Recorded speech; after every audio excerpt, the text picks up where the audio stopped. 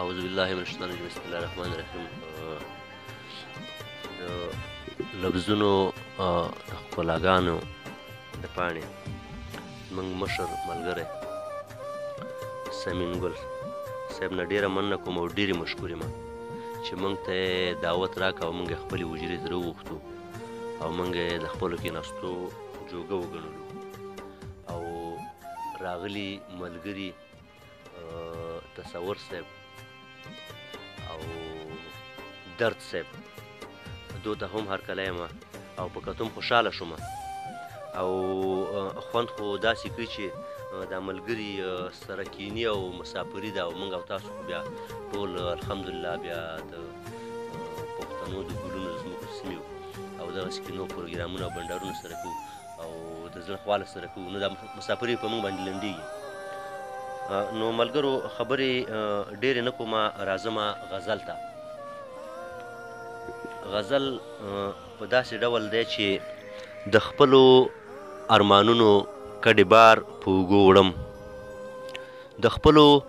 ارمانونو کډې بار په اوږو وړم د ډېرو زمانو نه انتظار په اوږو وړم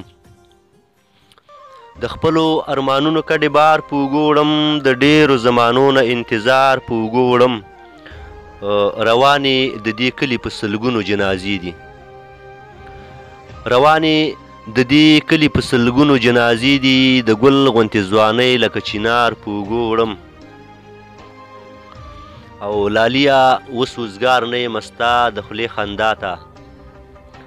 لاليه اوس وزګار نه یم ستا د خولې خندا ته غمونه مې روزګار دی دا روزګار په اوږو وړم د خپلو ارمانونو کډې بار په اوږو وړم د ډېرو زمانو نه انتظار په اوږو وړم یریږم چې کافر مې چرته نه کړې مسلمانه یریږم چې کافر مې چرته نه کړې مسلمانه قسم دی لیونی یم دغه ډار په اوږو وړم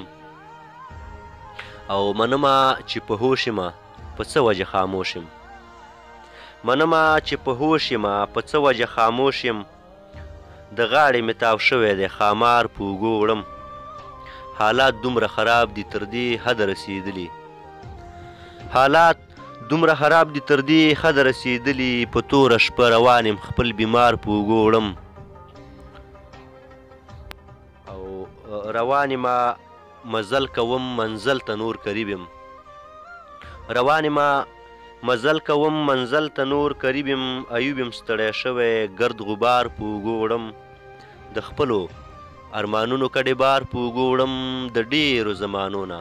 انتظار په اوږو وړم د ډېرو زمانو نه انتظار په اوږو وړم